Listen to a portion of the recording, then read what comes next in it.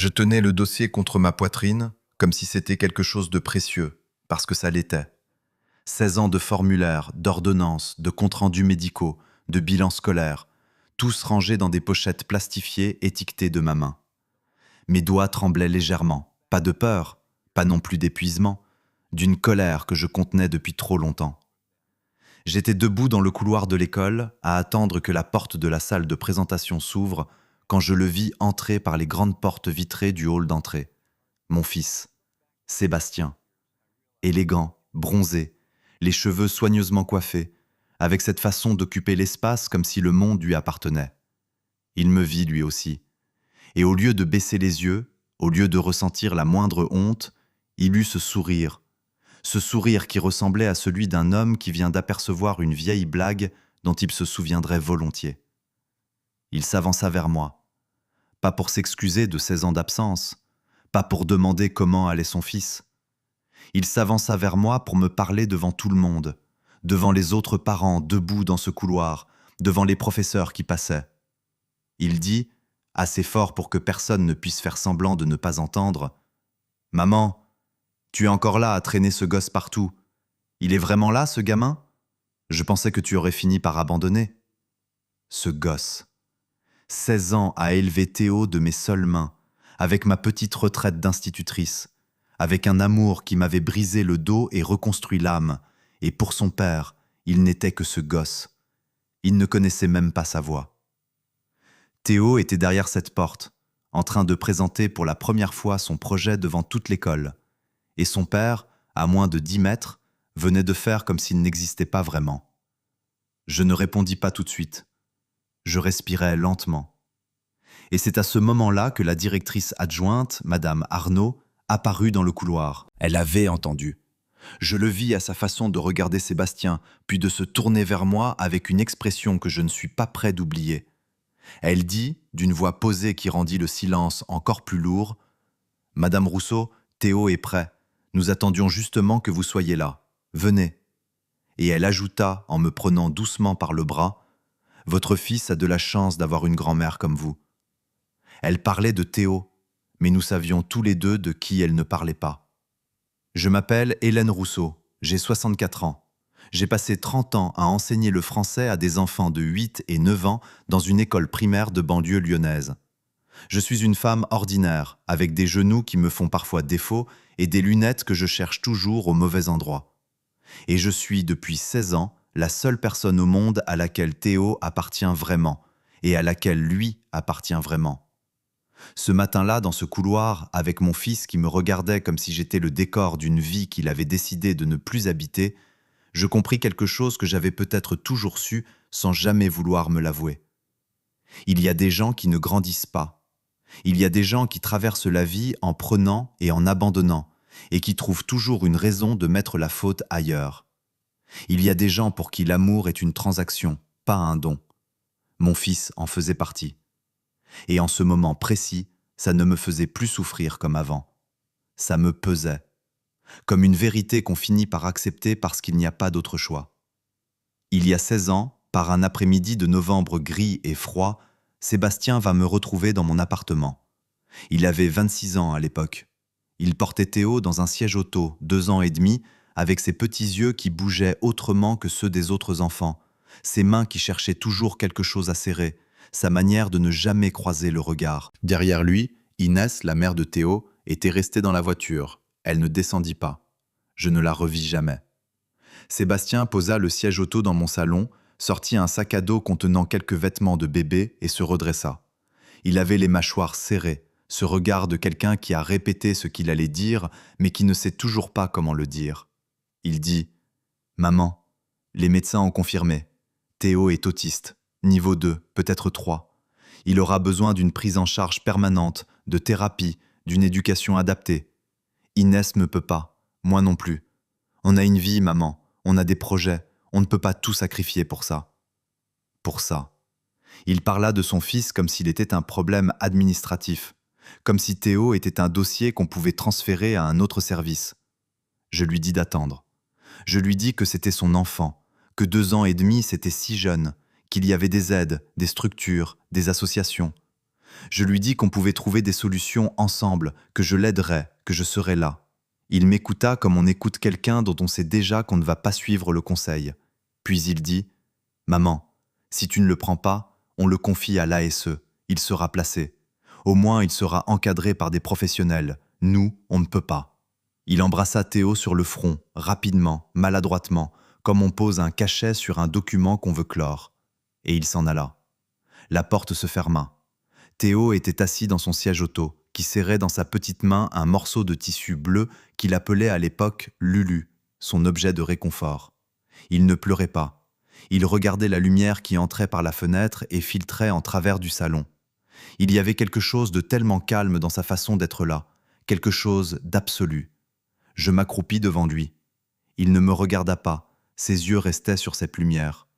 Mais quand je posai ma main sur la sienne, ses doigts se refermèrent légèrement autour des miens. Ce geste minuscule décida de tout. Je ne savais rien de l'autisme. Je n'avais jamais eu d'enfants différents dans mes classes, ou plutôt si, j'en avais eu, mais à l'époque on ne savait pas nommer les choses. Je passais les premières semaines à lire, à téléphoner, à arpenter les couloirs d'administration qui me renvoyaient vers d'autres administrations. Je découvris un monde parallèle, un monde de listes d'attente interminables, de professionnels épuisés, de parents qui se battaient depuis des années pour obtenir ce que d'autres avaient naturellement. Théo ne parlait pas encore vraiment. Il produisait des sons, des écholalies, des fragments de phrases entendues à la télévision. Il ne supportait pas certains bruits. Il ne supportait pas les changements d'habitude. Quand je changeais l'ordre des chaises autour de la table, il pouvait pleurer pendant 1 heure. Je mis des mois à comprendre sa logique, à cartographier son monde, à apprendre à déchiffrer ses signaux. Chaque petit progrès était une victoire que je fêtais seul le soir, debout dans ma cuisine avec un verre d'eau, parce que je n'avais personne à appeler. Mon mari Pierre était mort 4 ans avant que Théo arrive. Une longue maladie, un cancer du poumon, 2 ans de traitement, et puis plus rien. J'avais eu le temps de m'y préparer, et ça n'avait rien changé au vide qu'il laissa. Je crus pendant longtemps que c'était ce vide qui m'avait rendu capable d'accueillir Théo, que quelqu'un qui n'a plus rien à perdre peut donner infiniment plus librement. Peut-être. Ou peut-être que c'est simplement parce que quand on regarde un enfant de 2 ans tenir un bout de tissu bleu et chercher la lumière du regard, il n'y a rien d'autre à faire que de rester. Ma retraite était de 960 € par mois. Je fis des calculs serrés, je rognais sur tout ce qui pouvait l'être. Je vendis la voiture de Pierre dont je ne me servais plus vraiment et je rachetais un modèle plus petit, plus économique pour pouvoir emmener Théo à ses séances de thérapie. L'orthophonie, 3 fois par semaine. L'ergothérapie, 2 fois. Le groupe d'habileté sociale, le vendredi après-midi. Chaque rendez-vous était une ligne dans un carnet que je tenais scrupuleusement, comme j'avais tenu mes livres de classe pendant 30 ans. Je devais réapprendre à me lever la nuit. Théo avait des éveils nocturnes fréquents. Il s'asseyait dans son lit, se balançait doucement, et parfois émettait cette sorte de bourdonnement grave qui signifiait qu'il était dans un état intermédiaire entre le sommeil et l'éveil, ni tout à fait là, ni tout à fait ailleurs. Je venais m'asseoir près de lui. Je lui lisais des pages d'albums qu'il connaissait par cœur. Il ne regardait pas les images, mais il s'apaisait. Mon fils ne rappela pas durant les premiers mois. Puis, 1 an après avoir déposé Théo dans mon salon, il envoya un SMS, court, presque administratif. « J'espère que tout va bien. Donne-moi des nouvelles si tu as le temps. » Je relus ce message plusieurs fois. Je ne répondis pas ce soir-là. Je posai mon téléphone sur la table de la cuisine. Je regardais Théo qui mangeait ses pâtes avec une application impressionnante, une pâte à la fois, soigneusement, et je pensais à la distance incommensurable qu'il y a parfois entre ce qu'un homme dit et ce qu'un homme est. Les voisins furent variables. Madame Ferreira, au-dessus, descendit la première semaine m'apporter une tarte aux pommes et demandait si elle pouvait aider parfois. Elle devint notre premier soutien stable. Elle gardait Théo 1 heure ou 2 quand j'avais des démarches à faire et elle avait appris d'elle-même à ne pas faire de bruit soudain et à ne jamais toucher Lulu. De l'autre côté du palier, M. Garnier fut plus direct. Il m'arrêta un soir dans l'ascenseur. Il dit « Votre petit-fils là, avec ses cris la nuit. Je ne veux pas être méchant, mais vous devriez penser à ce que ce serait mieux pour lui d'être dans un établissement spécialisé. Ici, c'est un immeuble normal, pas un centre pour enfants comme lui. » Enfant comme lui. Je regardais M. Garnier pendant quelques secondes. Il avait 70 ans. Il avait l'air d'un homme qui n'avait jamais eu à se battre vraiment pour quoi que ce soit d'autre que son confort. Je lui dis, très calmement, que Théo vivait ici, que c'était chez nous, et que si les nuits le dérangeaient, Il existait des bouchons d'oreilles efficaces en pharmacie. Il n'apprécia pas. Mais il ne dit plus rien. Ce qui me brisait le plus, ce n'était pas la fatigue. La fatigue s'apprivoise. On apprend à fonctionner avec moins de sommeil. On apprend à trouver de l'énergie là où on ne pensait pas qu'il en restait. Ce qui me brisait, c'était l'invisibilité. Personne ne voit les aidants. On passe dans la rue avec un enfant qui se bouche les oreilles à cause d'une moto qui passe, qui stoppe net au milieu du trottoir parce que le sol a changé de texture, et les gens regardent avec cet air vaguement gêné qui signifie qu'ils préfèrent ne pas s'impliquer. On est seul au milieu de tout le monde. On porte tout, et on le porte en silence, parce que personne ne veut vraiment entendre. Sébastien rappela une deuxième fois 2 ans plus tard. Il vivait à Paris maintenant, avec une nouvelle compagne. Il travaillait dans l'événementiel. Il me demanda des nouvelles de Théo comme on demande des nouvelles d'un ami perdu de vue dont on se rappelle vaguement le visage. Je lui dis que Théo avait commencé à parler en phrases complètes, que son orthophoniste était impressionné par ses progrès, qu'il avait développé une passion absolue pour les trains, leurs noms, leurs horaires, leurs caractéristiques techniques. Il dit « Ah, c'est bien !» et il changea de sujet. Je raccrochais, sans savoir si je devais en vouloir à quelqu'un ou juste accepter que certaines personnes n'ont simplement pas la capacité de se retourner vers ce qu'ils ont laissé derrière eux. Théo grandit. C'est la vérité la plus simple et la plus bouleversante que je puisse dire. Il grandit, et chaque étape de cette croissance fut une bataille gagnée contre tout ce que le monde avait prédit. Les médecins, à sa prise en charge initiale, avaient utilisé des mots comme « trajectoire limitée » et « intégration partielle ». Je gardais ces mots dans un coin de ma tête, non pour m'en affliger, mais pour m'en servir comme d'un carburant. Chaque fois que quelqu'un employait le mot « limité » au sujet de Théo, quelque chose en moi se raidissait et décidait de prouver que les limites ne sont jamais là où on pense. À 7 ans, Théo apprit à lire seul, avant que son institutrice spécialisée ne l'y engage vraiment. Il avait mémorisé les noms des stations de métro sur un vieux plan de Paris que je lui avais offert, et il avait compris seul la correspondance entre les lettres et les sons. Son premier mot lu à voix haute, intentionnellement, en me montrant le plan du doigt, fut « Châtelet ». Je pleurais ce soir-là, mais pas devant lui. Je pleurais dans la salle de bain, l'eau du robinet ouverte, parce que Théo ne comprend pas encore bien les pleurs des adultes et que ça l'angoisse. À 10 ans, il commença à écrire. Pas n'importe quoi. Des listes, d'abord, des inventaires de trains et de gares, puis des descriptions. Puis, un soir, je trouvai sur sa table de travail une feuille où il avait écrit, de son écriture serrée et régulière, « Grand-mère ne dort pas beaucoup, mais elle ne le dit pas. Je l'entends la nuit. Je pense qu'elle est fatiguée. Je voudrais qu'elle ne soit pas fatiguée. » Je repliai cette feuille et je la mis dans l'enveloppe que je gardais dans le tiroir du bas de ma commode, avec les premiers dessins qu'il m'avait faits à la maternelle, avec le compte-rendu de sa première évaluation, avec la photo de lui à 3 ans tenant son Lulu en regardant une fenêtre. Sébastien disparut complètement du radar pendant 7 ans. Ni appel, ni message, rien. Je cessais d'attendre. Je cessais même de me demander ce qu'il faisait. Il y a un moment dans la vie des aidants où l'on comprend que compter sur ceux qui nous ont abandonnés est une forme de gaspillage de soi-même qu'on ne peut plus se permettre. Ce fut donc avec une stupéfaction totale que je reçus, peu de temps après les 16 ans de Théo, une lettre d'un cabinet d'avocats parisien. Elle était adressée à mon fils, mais envoyée à mon adresse, et elle mentionnait une procédure de révision de droit à l'allocation adulte handicapé perçue au nom de Théo Morvan. Je relus cette lettre 3 fois, puis je l'appelai, la gorge serrée. L'allocation adulte handicapé, l'AAH, une prestation versée aux personnes en situation de handicap dont les ressources sont inférieures à un certain plafond. Théo y avait droit depuis ses 20 ans théoriques, mais il n'avait que 16 ans, et surtout, il vivait avec moi. Je n'avais jamais fait de demande en son nom, parce que la MDPH m'avait dit qu'il n'était pas encore éligible à ce titre-là. Je ne comprenais pas. Mais quelque chose de froid et de précis commença à prendre forme dans ma poitrine. Quelque chose qui ressemblait à une vérité que je n'avais pas voulu voir. Je pris rendez-vous avec une conseillère à la MDPH. Elle était jeune, efficace, avec ce regard des gens habitués à délivrer des informations difficiles sans s'y perdre émotionnellement. Elle chercha le dossier de Théo dans son système. Elle fronça les sourcils.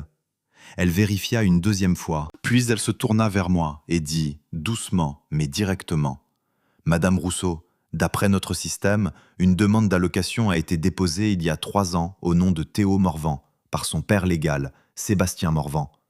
La demande indiquait que l'enfant vivait en résidence alternée avec son père. Les versements ont été effectués chaque mois depuis lors sur un compte bancaire à son nom. Je restais silencieuse pendant longtemps. Le bureau bourdonnait doucement d'un appareil de climatisation. La conseillère attendit. Je demandai « Combien ?» Elle vérifia à nouveau. En 3 ans, environ 28 000 euros. 28 000 euros. Pour un enfant qui vivait avec moi, qui dormait dans mon appartement, dont je réglais les séances de thérapie, les frais médicaux, la cantine scolaire adaptée, les supports pédagogiques spéciaux. 28 000 euros versés à un homme que Théo n'avait pas vu depuis des années.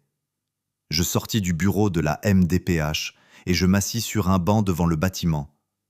Il faisait un soleil d'avril doux et indifférent. Je regardais les gens passer sur le trottoir.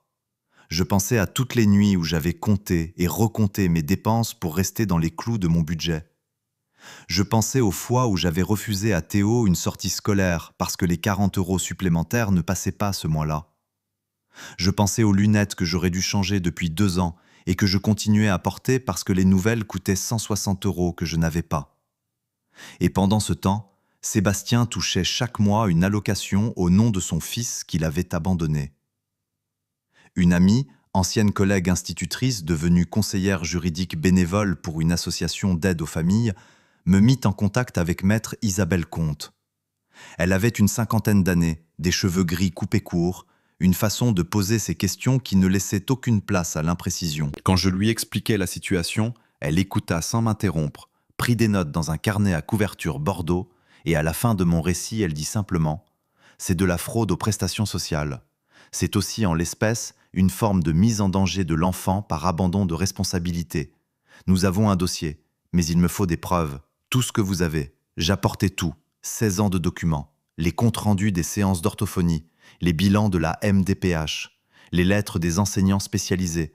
Les relevés de mes propres dépenses pour Théo, que j'avais par chance toujours conservés, par le réflexe méticuleux de l'institutrice que je n'avais jamais cessé d'être. Les preuves que Théo vivait chez moi en permanence, que son père ne l'avait pas vu depuis des années, que la résidence alternée mentionnée dans le dossier était un mensonge. Maître Comte dit en parcourant mes classeurs « Vous avez toujours fait ça? Tout conservé comme ça ?» Je lui dis que quand on s'occupe seul d'un enfant avec des besoins complexes, on apprend très vite que les papiers sont la seule chose sur laquelle personne ne peut mentir. Elle hocha la tête. C'est grâce à ça qu'on va gagner. Entre-temps, Sébastien était réapparu. D'abord un message sur mon téléphone, neutre, presque amical. Puis un appel où il me demanda des nouvelles de son fils, avec une aisance qui me laissa sans voix pendant plusieurs secondes. Puis une visite. Il sonna à ma porte un samedi matin. Théo était sorti avec Madame Ferreira faire un tour au marché, qu'ils faisaient ensemble tous les samedis parce que Théo aimait compter les étals et en noter les caractéristiques dans son carnet. Sébastien entra dans l'appartement avec cette désinvolture qui était sa signature. Il regarda autour de lui, dit « Vous vivez comme ça, toi et le gamin ?» Pas comme une question. Je lui demandai ce qu'il voulait. Il dit qu'il voulait reprendre contact avec son fils, que les choses avaient changé, qu'il était dans une meilleure situation maintenant, que peut-être Théo pourrait venir le voir à Paris de temps en temps. Je lui demandai pourquoi maintenant. Il dit « Parce qu'il va avoir 16 ans, il devient adulte, et j'ai pensé qu'il était temps. » Adulte. 16 ans n'est pas la majorité, mais je compris soudain ce que signifiait « adulte » dans sa bouche. À 18 ans, Théo serait légalement majeur, et une personne handicapée majeure peut percevoir elle-même ses allocations ou les percevoir via son tuteur légal. Je n'avais jamais demandé la tutelle officielle. J'avais été sa grand-mère au quotidien, mais jamais sur le papier. Et lui, il était encore légalement le père. Je compris alors que son retour n'avait rien à voir avec Théo. Il avait tout à voir avec ce qui se profilait à l'horizon des 18 ans de mon petit-fils. Je ne lui dis rien de ce que je savais. Je ne lui parlais pas de la MDPH, ni de Maître Comte, ni de la procédure en cours. Je lui dis seulement que Théo n'était pas là et que s'il voulait le voir, il fallait en parler à l'avance. Il repartit avec ce sourire de façade qui ne l'avait jamais quitté. Ce soir-là, je m'assis à la table de la cuisine avec mon carnet et j'écrivis tout ce dont je me souvenais de cette conversation, heure par heure, mot par mot. comme j'aurais noté les devoirs du lendemain sur mon tableau de classe. Puis je fixais la photo de Théo accrochée au mur du couloir, une photo que j'avais prise lors d'une sortie à la gare de Lyon, lui debout devant un tableau de départ des trains, les bras écartés comme pour embrasser tous ces noms de villes. Il avait ce sourire qu'il avait appris à faire, pas le sourire naturel des premières années, mais un sourire voulu, construit, qui signifiait « je suis heureux et je veux que tu le saches ». Il était mon entièreté. L'audience eut lieu en début d'hiver. La salle du tribunal était froide, avec cette lumière blanchâtre des néons qui durcit les visages. Sébastien était assis de l'autre côté de l'allée centrale avec 2 avocats, bien habillés, l'air confiants. Il portait un costume gris anthracite. Il avait les épaules droites. Il ne regarda pas dans ma direction une seule fois. Théo n'était pas là. Maître Comte avait jugé inutile de l'exposer à ça, et je lui en étais reconnaissante. Madame Ferreira et mon amie Corinne étaient assises derrière moi. Je sentais leur présence comme quelque chose de physique, comme une chaleur dans le dos. Les avocats de Sébastien plaidèrent d'abord. Leur stratégie était prévisible. Ils dirent que Sébastien avait eu une période difficile, qu'il voulait se réengager dans la vie de son fils, que son droit de parent était inaliénable. Ils ne mentionnèrent pas les allocations. Ils mentionnèrent beaucoup les droits, jamais les responsabilités. Maître Comte se leva. Elle posa ses 2 mains à plat sur la table et elle dit « Monsieur le Président, le père de Théo Morvan l'a déposé chez sa propre mère quand l'enfant avait 2 ans et demi, après le diagnostic d'autisme. Il n'a pas vu son fils pendant 7 ans. Il a perçu depuis 3 ans, sur la base de documents frauduleux stipulant une résidence alternée inexistante, l'allocation adulte handicapé au titre de son fils, soit 28 000 €. Aujourd'hui, à 2 ans de la majorité de Théo, il réapparaît. Ce n'est pas une réintégration parentale, c'est une planification financière. » Le silence qui suivit fut différent des silences ordinaires.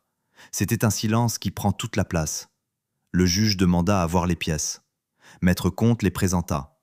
Les documents de la MDPH établissant la fraude, les preuves de résidence de Théo chez moi, les dépenses détaillées que j'avais assumées seul, les attestations des thérapeutes, des enseignants, de Madame Ferreira, les lettres de la directrice de l'école spécialisée certifiant que la personne responsable et présente à tous les rendez-vous depuis l'entrée de Théo dans l'établissement était moi, uniquement moi, chaque fois.